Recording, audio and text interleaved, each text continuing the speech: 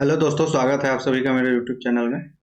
तो चलिए आज हम जानते हैं कि प्राइवेट स्कूल्स के लिए अभी यू डैश में जो बच्चों का एंट्री करना है तो प्राइवेट स्कूल्स कैसे करेंगे। सरकारी स्कूल के लिए तो है कि सरकारी स्कूल अपना एक्सेल शीट डाउनलोड करते हैं, उसमें जो डीबीटी में डाटा एंट्री जो हुआ है डीबीटी का सारा एंट्री को ट्रांसफर कर दिया गया है यू डैश में। तो आप एक्सेल शीट डाउनलोड कर करके और वहां से अपना डाटा भर सकते हैं। तो ये तो हो गया सरकारी स्कूल के लिए। लेकिन प्राइवेट स्कूल के लिए क्या करें? प्राइवेट स्कूल के लिए तो कोई डीबीटी नहीं हुआ था, तो उनका कैसे भरा जाएगा? तो उसके लिए चलिए एक हम डिटेल वीडियो बनाते हैं, उसमें दिखाते हैं कि आपको किस तरह से हम प्राइवेट स्कूल का एंट्री करेंगे। तो सबसे पहले हम अपने गूगल में क्रोम ब्राउजर पे आ जाएंगे, गूगल में या क्रोम ब्राउजर या कोई भी ब्राउजर में आप आ करके और यहाँ यू डैश प्लस का वेबसाइट खोलेंगे। वेबसाइट का नाम है यू डैश प्लस, तो मेरे यहाँ सेव है यू डैश प्लस का वेबसाइट, यहाँ से खोल लेंगे। इसको मैं वीडियो के डिस्क्रिप्शन में डाल दूंगा। चलिए यहाँ यू डैश प्लस का जो वेबसाइट है वो खुल करके आ गया है, देख सकते हैं आप इस तरह का इंटरफेस। यहाँ कॉर्नर में यू डैश प्लस लिखा हुआ है, यहाँ इस तरह का इंटरफेस आपको दिखेगा।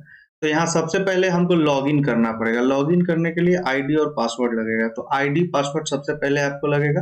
तो आईडी पासवर्ड आप कहाँ से लेंगे? तो आईडी पासवर्ड लेने के लिए आप संबंधित बीआरसी से या संबंधित ऑफिस से आप यूजर आईडी और पासवर्ड ले सकते हैं। तो यूजर आईडी पासवर्ड जब आपको मिल जाएगा उसके बाद क्या करना है, तो जब पासवर्ड और आईडी मिल जाएगा उसके बाद यहाँ आप देख सकते हैं login for all modules, login for all modules पे क्लिक करना है।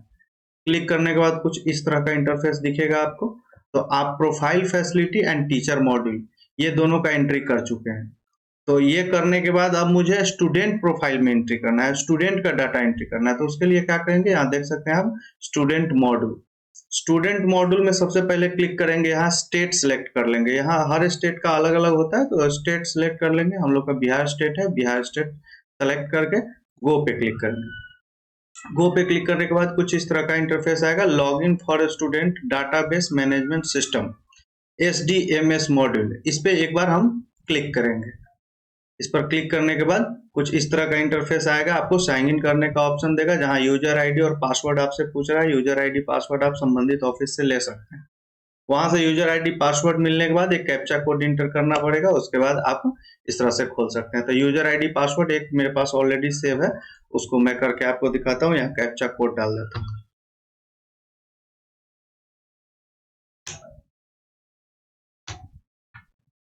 कैप्चा कोड डालने के बाद लॉगिन पे क्लिक करना है। लॉगिन पे क्लिक करने के बाद इस तरह का कुछ इंटरफेस आएगा, इसको क्लोज कर देते हैं। अब आप देख सकते हैं कि यहाँ यूकेजी, केजी 2, पीपीए 1 सभी क्लास दिखा रहा है। क्लास में आप देख सकते हैं यहाँ बॉयज एंड गर्ल्स का एंट्री 0000 दिखा रहा है, क्योंकि यहाँ पे कुछ एंट्री ही नहीं हुआ है। सबसे पहले हमको एक्सेल सीट एक डाउनलोड करना पड़ेगा, उसी एक्सेल सीट में काम करके और अपलोड करना पड़ेगा। तो वो एक्सेल सीट हमको मिलेगा कहाँ? तो एक्सेल सीट के लिए देख लीजिए, अपलोड डाटा वाया एक्सेल, यहाँ कॉर्नर में यहाँ देखिए अपलोड डाटा वाया एक्सेल, इस पे हमको नॉर्मली क्लिक कर देना है। एक बार क्लिक करने के बाद कुछ इस तरह का इंटरफेस खुल करके आएगा। अब यहाँ से हमको excel sheet, blank excel sheet अब डाउनलोड करना है। तो वो कहाँ से करेंगे? आप दो जगह से कर सकते हैं। यहाँ एक देख सकते हैं इंपॉर्टेंट डॉक्यूमेंट्स, यहाँ पे इंपॉर्टेंट डॉक्यूमेंट्स, इस पे भी क्लिक करके ले सकते हैं। और यहाँ एक नीचे में देख सकते हैं download blank excel template for uploading, तो यहाँ से भी आप डाउनलोड कर सकते हैं। तो हम नॉर्मली यही से डाउनलोड करते हैं। तो इस पे एक बार नॉर्मली क्लिक कर दिए। क्लिक करने के बाद आप देख सकते हैं कि यहाँ एक्सेल सीट डाउनलोड हो रहा है। एक्सेल सीट डाउनलोड होने के बाद हम इसको ओपन कर लेते हैं। ओपन करते हैं, चलिए देखते हैं किस तरह का खुलता है। तो एक्सेल में इसको खोल रहा है। एक्सेल में खुलने के बाद देखते हैं कि आगे किस तरह का इंटरफेस होगा।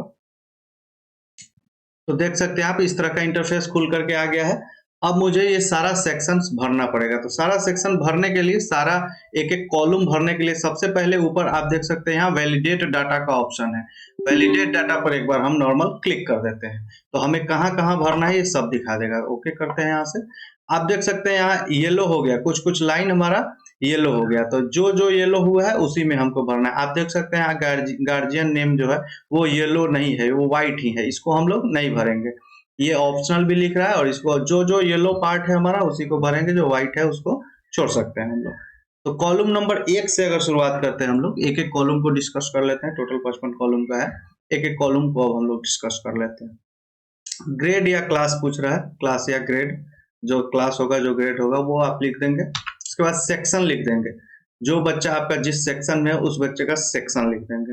उसके बाद कॉलम नंबर 3 में रोल नंबर पूछ रहा है यहाँ से, तो रोल नंबर, जिस बच्चे का जो रोल नंबर होगा वो रोल नंबर आप लिख देंगे। उसके बाद नेम ऑफ स्टूडेंट, बच्चे का जो नाम होगा नेम ऑफ स्टूडेंट में आप डाल देंगे। सभी ध्यान रखें, सभी काम एक्सेल शीट में ही करना है, इसके लिए कोई हार्ड कॉपी हम लोग को नहीं भरना है, सारा काम एक्सेल शीट में होगा। उसके बाद इसी एक्सेल शीट को हम वेबसाइट पर जाकर यूडैश प्लस के वेबसाइट पर जाकर अपलोड कर देंगे। तो name of student, name of student में स्टूडेंट का नाम डाल देंगे, उसका जेंडर डाल देंगे, उसके बाद उसका डेट ऑफ बर्थ इस फॉर्मेट में DDMMYY इस फॉर्मेट में डेट ऑफ बर्थ डालना है। उसके बाद मदर नेम, बच्चे के माँ का नाम, फादर नेम बच्चे के पिता का नाम। उसके बाद देख सकते हैं आप गार्जियन नेम ऑप्शनल है। और एक चीज और देख सकते हैं, नीचे येलो लाइन नहीं है, तो जो येलो नहीं है उसको हमको भरने की जरूरत नहीं है। उसके बाद आधार नंबर, आधार नंबर मैंडेटरी है, हर एक बच्चे का आधार नंबर आपको डालना पड़ेगा, बिना डाले नहीं होगा। तो एक क्वेश्चन यहाँ पर राइज होता है कि अगर आधार नंबर जिस बच्चे का नहीं है उसके लिए हम क्या करेंगे, तो उसके लिए 9 डिजिट को 12 बार अगर हम डाल देंगे तो वो आधार नंबर ऑटोमेटिक ले लेगा। सिर्फ 9 डिजिट को, 9 डिजिट के अलावा अगर कोई भी डिजिट आप डालते हैं तो वो आधार नंबर नहीं लेगा। जिस बच्चे का भी आधार नंबर नहीं बना है लेकिन यहाँ तो आधार नंबर डालना है, तो जो 9 डिजिट है उसको 12 बार हम अगर हम डाल देंगे तो वो आधार नंबर हमारा ले लेगा। उसके बाद आप देख सकते हैं स्टूडेंट नेम एज पर आधार। ये वीडियो थोड़ा सा लंबा हो जाएगा लेकिन एक एक स्टेप हम लोग इसमें डिस्कस कर लेंगे। तो 11 नंबर आप कॉलम देख सकते हैं, स्टूडेंट नेम एज पर आधार, आधार में जो उसका नाम है उसी तरह से इसका यहाँ नाम डाल देंगे। उसके बाद आप देख सकते हैं बच्चे का प्रेजेंट एड्रेस, बच्चा अभी कहाँ है उसका प्रेजेंट एड्रेस यहाँ पे डालना है। उसके बाद उसका एरिया पिन कोड पूछ रहा है, कॉलम नंबर 13 हम देख रहे हैं area pin code, area pin code डाल देंगे। उसके बाद आप देख सकते हैं गार्जियन, ये पेरेंट्स का मोबाइल नंबर पूछ रहा है, तो ये एक पेरेंट्स का मोबाइल नंबर हम यहाँ डाल देंगे। अल्टरनेट मोबाइल नंबर डालने की जरूरत नहीं है। और एक और चीज देख सकते हैं कि वो येलो पार्ट भी नहीं है हमारा, तो उसको हम नहीं डालेंगे। ऐसे डालने का मन हो तो आप डाल भी सकते हैं। ईमेल आईडी, ईमेल आईडी भी ऑप्शनल है, ये भी आप डाल सकते हैं, नहीं भी डाल सकते हैं। मदर टंग, मातृभाषा, बच्चे का मातृभाषा क्या है, हिंदी, उर्दू, जो भी मातृभाषा है उसका लिख सकते हैं।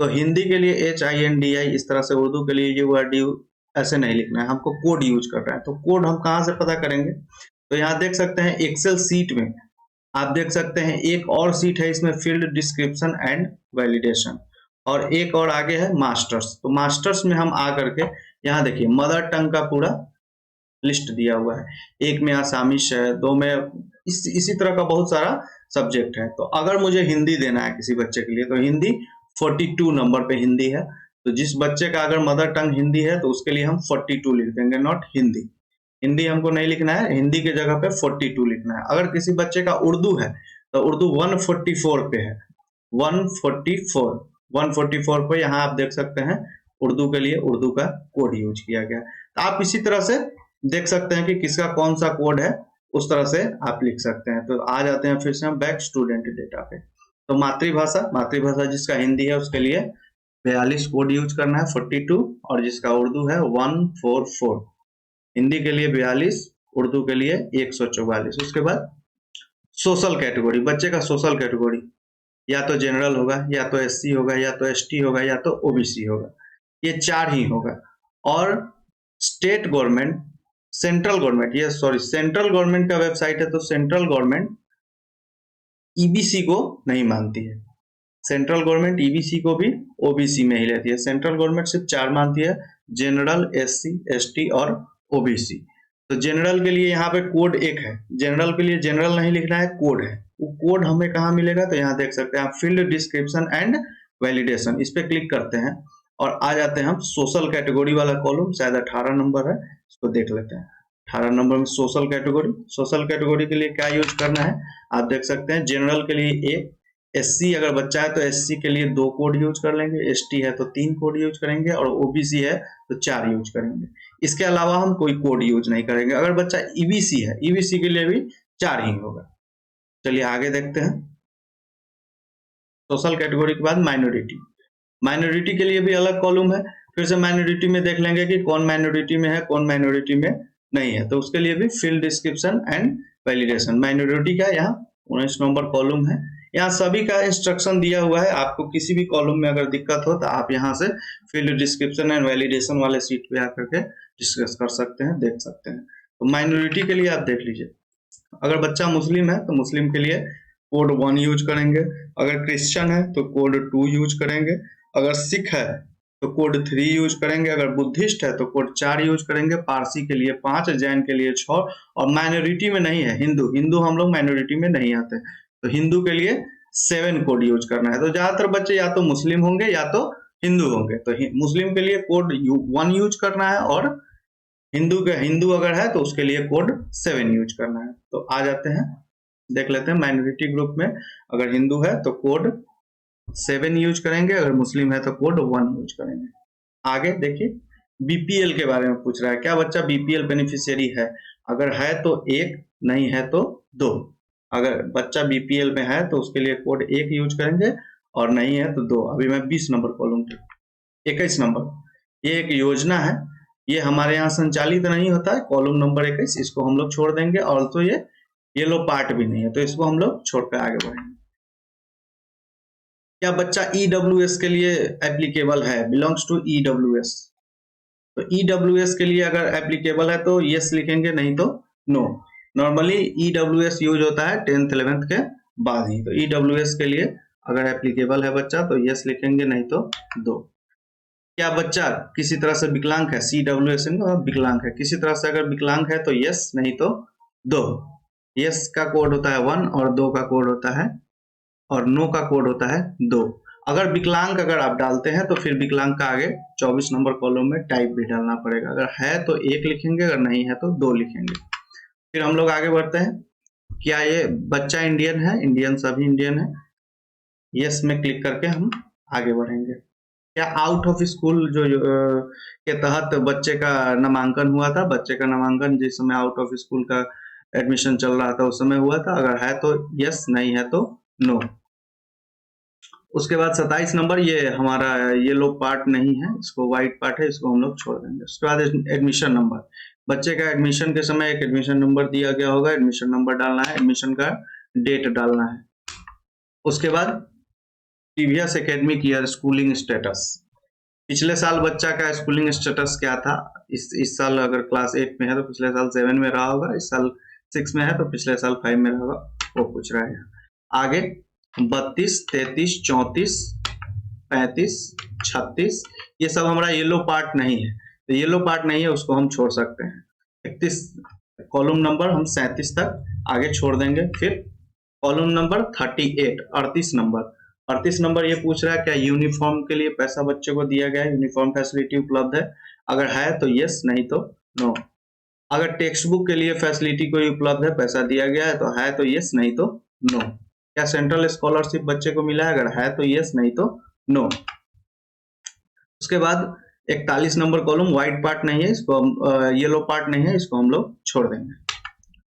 क्या बच्चे को स्कॉलरशिप मिला है? स्टेट स्कॉलरशिप, अगर मिला है तो यस, नहीं तो नो। अगर कोई और स्कॉलरशिप मिला है, 43 नंबर ये बोले कोई और स्कॉलरशिप अगर मिला है तो उसके लिए यस, नहीं तो नो। स्कॉलरशिप का अगर स्कॉलरशिप आप डालते हैं सबका बाद में आपको अमाउंट जोड़ करके डालना पड़ेगा। उसके बाद 45 नंबर, ये येलो पार्ट नहीं है, इसको हम लोग छोड़ करके आगे बढ़ेंगे। क्या बच्चे में स्पेसिफिक लर्निंग डिसेबिलिटी है? अगर है तो यस, नहीं तो नो। कॉलम नंबर 47 मेरा व्हाइट पार्ट है, ये येलो पार्ट नहीं है, आप नीचे देख सकते हैं येलो पार्ट नहीं है, इसको हम लोग छोड़ देंगे। क्या बच्चे में इस तरह का ऑटिज्म स्पेक्ट्रम डिसऑर्डर है? अगर है तो यस, नहीं तो नो। एक और आगे डिसऑर्डर के बारे में ही पूछ रहा है, अगर ये भी है तो यस, नहीं तो नो। क्या बच्चा एक्स्ट्रा कैरिकुलम एक्टिविटी में ये क्या कहते हैं, एक्स्ट्रा कैरिकुलम एक्टिविटी में अगर बच्चा है, अगर उसमें ज्यादा रुचि है तो उसके लिए यस, नहीं तो नो। उसके बाद 51 नंबर कॉलम देख लीजिए, ये मेरा व्हाइट पार्ट है, ये येलो पार्ट नहीं है, इसको हम लोग छोड़ करके आगे बढ़ेंगे। 51 से लेकर के 55 तक 54 तक हमारा ये येलो पार्ट नहीं है, ये व्हाइट पार्ट है, इसको हम लोग छोड़ देंगे। ध्यान रखिए सिर्फ येलो पार्ट को ही हम लोग को भरना है। आप देख सकते हैं यहाँ जहां जहां येलो टिक लगा हुआ है उसी कॉलम को हम लोग भरेंगे, बाकी कॉलम को हम लोग छोड़ देंगे। वीडियो थोड़ा सा लंबा हो गया है, लेकिन एक बार पूरा वीडियो आप लोग देख लीजिए। अगर चैनल पे नए हैं तो वीडियो को सब्सक्राइब जरूर कीजिए अगर वीडियो अच्छा लगा तो। उसके बाद जब हम ये एक्सेल सीट को भर लेंगे, उसके बाद हमको करना है कि वैलिडेट डाटा, यहाँ वैलिडेट डाटा पे जब हम क्लिक करेंगे तो ये जितना येलो पार्ट है सबको जब हम लोग भर देंगे तो येलो ऑटोमेटिक व्हाइट हो जाएगा। जब तक एक जगह भी येलो पार्ट दिख रहा है तब तक आपका एक्सेल सीट अपलोड नहीं होगा। जब तक, ध्यान रखिए, जब तक एक जगह भी येलो पार्ट दिख रहा है तब तक एक्सेल सीट अपलोड नहीं होगा, वो किसी भी कीमत पे नहीं होगा। तो सारे कॉलम्स को हम लोग को एक एक करके भर लेना है। उसके बाद वैलिडेट डाटा पे क्लिक करना है। वैलिडेट डाटा पे क्लिक करने के बाद सारा कॉलम व्हाइट हो जाएगा, तब जाकर के हमको बच्चे का आंकड़ा को अपलोड करना है, इस एक्सेल सीट को अपलोड करना है। तो जब ये मेरा पूरा हो जाएगा उसके बाद हम अपलोड कैसे करेंगे, तो अपलोड करने के लिए फिर से हमको U-Plus के वेबसाइट पे चलना होगा। तो यहाँ से आ जाते हैं U-Plus के वेबसाइट पे जब आ जाएंगे तो मेरा एक्सेल सीट वहां पे रेडी है अपलोड करने के लिए। तो यहाँ आप नीचे देख सकते हैं ब्राउज फॉर फाइल्स, यहाँ देख सकते हैं ब्राउज फॉर फाइल्स का एक कॉलम है, यहाँ से इस पर क्लिक करेंगे। ब्राउज करने के लिए ये फिर आपका एक्सेल सीट कहाँ पे है वहां से आप इसको सेलेक्ट कर लेंगे, इस तरह से ओपन करेंगे तो आप देख सकते हैं यहाँ अटैच कर दिया फाइल को। Click here to upload, upload पे क्लिक करेंगे तो अपलोड हो जाएगा। उसके बाद थोड़ा सा चीज बचा हुआ है जो कि आगे के वीडियो में एक और वीडियो बना करके, वीडियो काफी लंबा हो जा रहा है, इसके लिए एक और वीडियो बनाएंगे। आगे थोड़ा सा चीज बचा हुआ है उसको आगे बता दिया जाएगा। अगर वीडियो अच्छा लगा हो तो चैनल को लाइक शेयर सब्सक्राइब जरूर करिए। धन्यवाद।